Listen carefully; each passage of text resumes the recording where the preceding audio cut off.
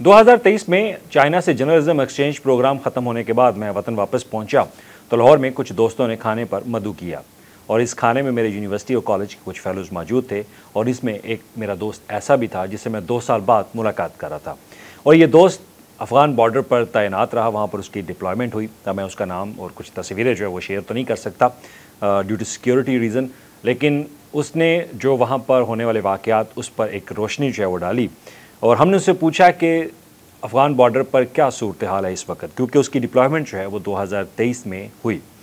तो 2023 के जो उसने वाक़यात बताया तो उसने कहा कि अफ़गान बॉर्डर के ऊपर कशीदगी जो है वो बढ़ती जा रही है। जब से 2021 से अमेरिका ने यहाँ से इख्तिताम लिया, यहाँ से अपनी तमाम चीज़ें जो है वो ख़त्म की, जंग ख़त्म की और वापस अपने मुल्क रवाना हुआ, तो उसके बाद सूरत हाल जो है वो बिगड़ती जा रही है। तो अफ़गान बॉर्डर पर कशीदगी बढ़ने की वजह मैंने पहले भी एक वीलॉग किया था, ड्यूरेंट लाइन। सबसे बड़ी वजह वो ये थी कि जो हमारी एक बॉर्डर लाइन है उसको क्योंकि अफ़गानिस्तान कबूल नहीं करता और वो कहता है कि ये एक नौ आबादियाती ज़ख़म है जो कि उनकी सरहद के ऊपर लगाया गया, लेकिन पाकिस्तान कहता है कि ये हम क्योंकि उसके जानशीन हैं ब्रिटिश अम्पायर के, तो लिहाजा जो ब्रिटिश बर सगीर में यहाँ काबज़ रहे तो उसके वक्त हमने जो आज़ादी हासिल की तो ये इंटरनेशनल बॉर्डर लाइन है और इसको हम एक्सेप्ट करते हैं और यही हमारी सालमियत है। लेकिन अफ़गान इसको नहीं समझते कि ये एक इंटरनेशनल बॉर्डर लाइन है। वो अभी भी चाहते हैं कि पश्तूनिस्तान जो है वो वहाँ पर कायम हो। तो लिहाजा ये जंग अब शुरू हो चुकी है और जंग आपके सामने भी है। तो मेरे उस दोस्त ने जो जिसकी वहाँ पे डिप्लॉयमेंट थी तो उसने कहा कि अफ़गानियों या तालिबान जो टीटीपी है उनकी तरफ से जो हालिया कशीदगी है वो बढ़ती जा रही है और बड़ी इस तरह से रही है कि ज़्यादातर जो अटैक्स जो हैं वो फोर्सेस के ऊपर किए जा रहे हैं। फोर्सेस को निशाना बनाया जा रहा है, सिविलियन को भी बनाया जा रहा है, पॉलिटिशियंस को भी बनाया जा रहा है। तो लेकिन उसमें ज़्यादा जो टारगेट्स हैं वो फोर्सेस के ऊपर हैं। तो अब फोर्सेस के ऊपर जब टारगेट्स होते हैं तो उसके बाद उसने ये भी कहा कि आइंदा आने वाले दिनों में आप ये देखेंगे 2023 की बात है कि पाकिस्तान अफ़गानिस्तान के साथ बाकायदा एक फ़ाइट जो है वो करेगा और उसकी वजह भी ये कि अब अफ़गानिस्तान की तरफ से आए रोज़ जो इस तरह की कशीदगियाँ उनकी ज़मीन इस्तेमाल की जा रही है, टीटीपी कर रही है, तरीके तालिबान कर रही है, तो लिहाजा पाकिस्तान अब इसको बर्दाश्त जो है वो नहीं करेगा। और ऐसा हमने देखा भी गुज़श्ता 2-3 दिनों से आप नोट कर रहे होंगे कि पाकिस्तान पर जब भी उनकी तरफ से रिटेलिएट किया जाता है या पाकिस्तान पर जब जारियत की जाती है तो पाकिस्तान ने भी अपना निशाना जो है वो अब सीधा कर लिया कि अब इनके साथ जो है वो 2-4 हाथ करके ही दम जो है वो लिया जाएगा। तो उस दोस्त की बात मुझे अब याद आई जो 2023 में उसने की कि फोर्सेस के ख़िलाफ़ जो कार्रवाई बढ़ती जा रही है तो इसको मद्देनज़र रखते पाकिस्तान जो है वो जिस दिन पाकिस्तान को मौका मिला तो पाकिस्तान फिर अंदर घुस के इनको मारेगा और आज पाकिस्तान वही कर रहा है क्योंकि अब पाकिस्तान बर्दाश्त नहीं करेगा। अब मेरे सामने एक उसी दोस्त की जो इन्फॉर्मेशन थी उसी को मैं आगे बढ़ाऊंगा, लेकिन आपके सामने एक इंटरनेशनल जो ऑर्गेनाइजेशन है उसका डाटा आपके सामने रखूँगा क्योंकि हमारे यहाँ सोशल मीडिया के ऊपर बहुत ज़्यादा एक प्रोपेगेंडा भी किया जाता है। ये एक हाइब्रिड वॉर जो है, हाइब्रिड वॉर में हमारे पास इंफॉर्मेशन सही तरीके से नहीं पहुँचती। अब उसमें कुछ ऐसे लोग भी हैं जो पाकिस्तान के अंदर मौजूद हैं लेकिन वो इंतशार पैदा करते हैं, वो इंफॉर्मेशन फेक जो है वो हम तक पहुंचाते हैं, आप तक पहुंचाते हैं। तो उसमें ज़्यादातर यही कहा जाता है कि ये पाकिस्तान की पैदावार और पाकिस्तान इनके ख़िलाफ़ जो है वो कार्रवाई कर रहा है, फोर्सेस की पैदावार है तो फोर्सेस ही उनको ख़त्म जो है वो कर रही है। इस तरह के जो है वो मनगढ़ंत प्रोपेगेंडे जो है वो किए जाते हैं। तो मैं ना मैंने किसी अपने पाकिस्तान के दायरे का डाटा लिया, ना मैंने आर्म्ड फोर्सेस का डाटा लिया, मैंने डाटा उठाया armed conflict location and events का। ये एक इंटरनेशनल वेबसाइट है और ये वेबसाइट क्या कहती है, इस वेबसाइट पे अगर आप जाके चेक कर लें कि पाकिस्तान पे के ऊपर टीटीपी की तरफ से कितने अटैक्स अब तक हो चुके हैं तो उनका ये मैप जो है बता रहा है, वो मैप आप स्क्रीन में भी देख रहे होंगे कि 600 से ज़्यादा अटैम्प्ट्स जो है वो पाकिस्तान के ऊपर गुज़श्ता 3 सालों के अंदर की गई। जब से तालिबान की हुकूमत अफ़गानिस्तान में आई है तब से लेकर अब तक 600 से ज़्यादा इवेंट्स पाकिस्तान के अंदर हुए और ना सिर्फ पख्तूनख्वा, पंजाब और सिंध के अंदर भी हो चुके हैं।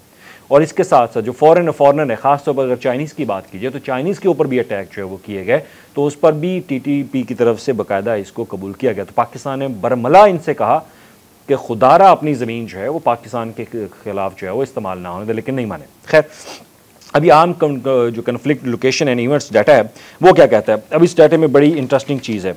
अब इसमें डाटे में बताया गया कि 2021 में 82% आर्म फोर्सेस के ऊपर जो है वो अटैक हुआ और इसके बाद 2022 में 70% और 2023 में 72%, 2024 में 68 और 2023 में भी ये 85% के करीब जो है ये अटैक्स वो फोर्सेस के ऊपर होते रहे। अब इसमें जो दीगर जो टारगेट्स हैं वो बहुत कम है। उसमें अगर सिविलियन की बात की जाए तो सिविलियन का जो डाटा है उसमें बताया जा रहा है कि 2021 में 34% हो चुके हैं, और इसके अलावा 2022 में भी यही सिलसिला जो है बढ़ता जा रहा है, तो 2025 में भी सिलसिला जो है बढ़ता गया। अब ये वो डाटा आप स्क्रीन पर देख सकते हैं कि किस तरह से इन तरीके जो तालिबान है उन्होंने अफ़गानिस्तान की सरज़मीन को इस्तेमाल करते हुए पाकिस्तान के अंदर घुसकर ये हमले किए। पाकिस्तान ने भी, क्योंकि 2014-15 में जब वज़ीरिस्तान में ऑपरेशन होता है ज़रब अज़ब, तो इनको मुकम्मल जो है वो ख़ात्मा किया, लेकिन फिर उसके बावजूद जो है पाकिस्तान ने इनको सपोर्ट भी किया कि जब तालिबान ने इन पर बाकायदा अफ़गानिस्तान पर कब्ज़ा किया तो उसके बाद बाकायदा पाकिस्तान ने बाकायदा सपोर्ट की कि चले हमारे भाई हैं, हम इनके साथ जो है वो एक तल्लुकात जो है वो बनाएंगे, सफारती सतह पर हमारे तल्लुकात बेहतर होने चाहिए क्योंकि हमारा हमसाया मुल्क है। लेकिन हमसाया मुल्क होने के नाते अब उनकी ज़मीन ऐसी इस्तेमाल हो रही है कि फोर्सेस को निशाना बनाया जा रहा है, सिविलियन को निशाना बनाया जा रहा है, हमारे पॉलिटिशियन को निशाना बनाया जा रहा है। जो यहाँ पे हमारे गैर मुल्की बाशिंदे यहाँ पर हैं, गैर मुल्की इंजीनियर्स यहाँ पे काम कर रहे हैं, चाइनीज़ खासतौर पर, उनके ऊपर जो है वो निशाना बनाया जा रहा है। तो निशानों को मद्देनज़र रखते हुए फिर अब पाकिस्तान ने अब अटैक जो है वो शुरू कर दिया। अब ISPR के बयान आपके सामने हैं। ISPR क्या कह रहा है? ISPR कह रहा है कि अब हम इनसे बदला लेंगे और अब हम पाकिस्तान की जो सरहद की जो सालमियत को ख़तरा पहुँचाया गया अफ़गानिस्तान की तरफ से, अफ़गानिस्तान की ज़मीन इस्तेमाल हुई, अब वो खामोश नहीं बैठेंगे। सिंपल सी बात है। अफ़गानियों का सिलसिला आपने शुरू किया, अफ़गानियों को आपने यहाँ से निकालना शुरू किया, अफ़गानी निकलना शुरू हो चुके हैं। अब कराची में सबसे बड़ा ऑपरेशन जो है वो हो चुका है। कराची से अफ़गानियों को निकाल दिया गया, लाहौर से, पंजाब से, तो इनका सफाया जो है वो कर दिया जाएगा।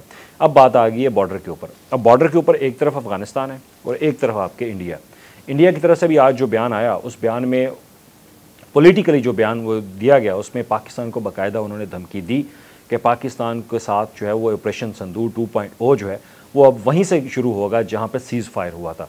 उनके जो आर्मी के ऑफिसर्स हैं उनकी तरफ से बाकायदा ये बयान दिया गया, तो उस पर ISPR ने भी फिर अपना रद्द-ए-अमल दिया कि आप आवाम को, अपनी इंडिया की जो आवाम है उनको गुमराह मत करें। आप उनको बताएं कि आपने 10 मई को जो एक हक, हमारा जो एक मिशन था, हमारा एक जो हक था वो हमने इस्तेमाल करते हुए, जंग करते हुए आप तक पहुँचा दी और आप तक वो मैसेज पहुँच चुका है कि आपके साथ हुआ क्या है।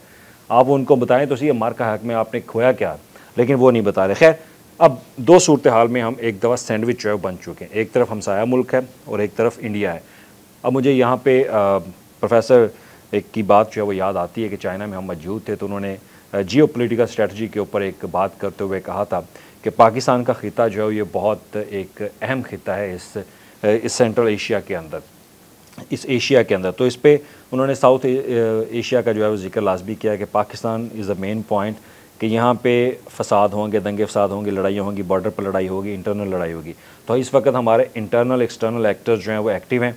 तो दोनों जब एक्टिव हैं तो पाकिस्तान के अंदर अंदरूनी मामलात भी कुछ अच्छे ख़ास नहीं है, तो बैरूनी मामलात पर मुदाखला जो है वो भी होना शुरू हो चुकी है। भारत एक तरफ अफ़गानिस्तान, लेकिन हम पाकिस्तान फ़ौज के साथ हैं। पाकिस्तान फ़ौज जो है वो इस वक्त मुकम्मल डट के मुकाबला इनका कर रही है। विजुअल्स आप देख रहे होंगे, अब तक सोशल मीडिया के ऊपर विजुअल्स आ रहे हैं, और इस बार सबसे इंटरेस्टिंग बात है कि हर विजुअल जहाँ भी टारगेट करते हैं उसकी वीडियो आती है। वीडियो दे के सबूत पेश करते हैं कि जनाब ये देखें आपको तबाह कर दिया, ये ठिकाना तबाह कर दिया।